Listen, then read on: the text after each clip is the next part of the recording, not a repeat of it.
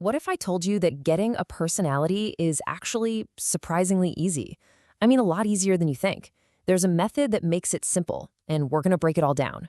You know that feeling, right? You're at a party, someone asks what you're into, and your mind just goes blank. You scramble for a hobby and come up with nothing. Yeah, we're gonna fix that today. I mean, think back to when you were a kid. It was so easy. Your whole identity could be that you loved Harry Potter, knew a ton of weird frog facts, and were a secret master at Connect 4.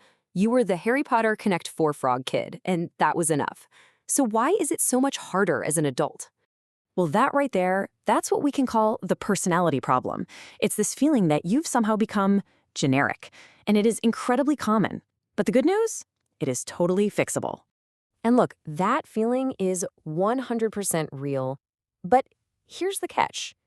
Almost all of the advice you find online about how to be more interesting is not only unhelpful, it can actually make things worse. So, before we get to the good stuff, let's just quickly talk about why all that common advice you've heard a million times completely misses the mark. We've all heard it, right? The classic, just be yourself. But I love how the source for this explainer calls that extrovert propaganda. And it's so true. It's great advice if you're already super outgoing, but for a lot of us, it's just useless.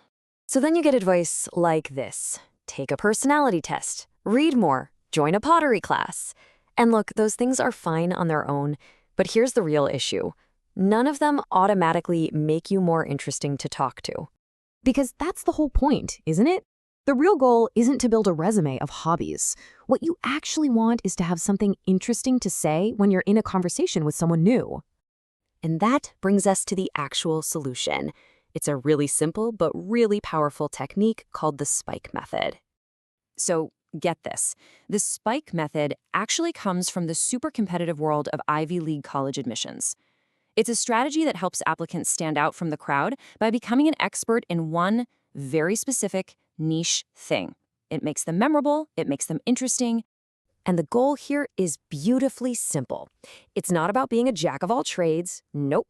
It's about becoming more knowledgeable than 99% of people about one specific topic. It's all about depth over breadth. Okay, so this sounds cool, right? But how do you actually do it? How do you build your own spike? Let's walk through the steps. It's easier than you think. Really, it all boils down to just 3 steps. 1, find something you're genuinely curious about. And seriously, it does not matter how weird it is. 2, just dive deep. Learn about it until you know more than the average person.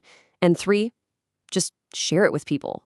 Let's use an example to make this really click. Okay, let's say your interest is cleaning. Sounds boring, right?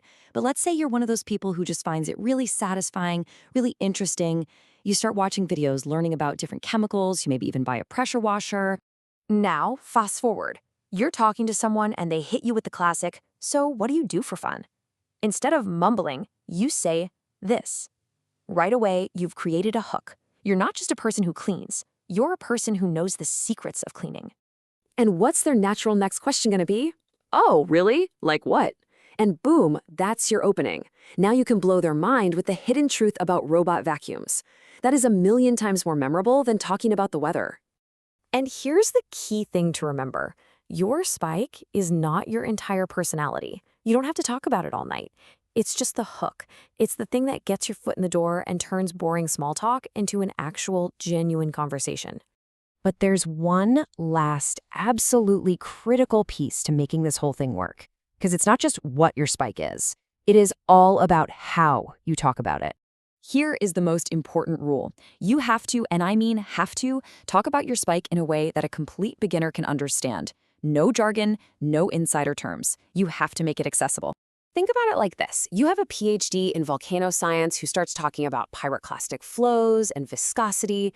People's eyes glaze over in seconds. Then you have someone like Bill Nye, who can explain the exact same concept with simple words and infectious excitement.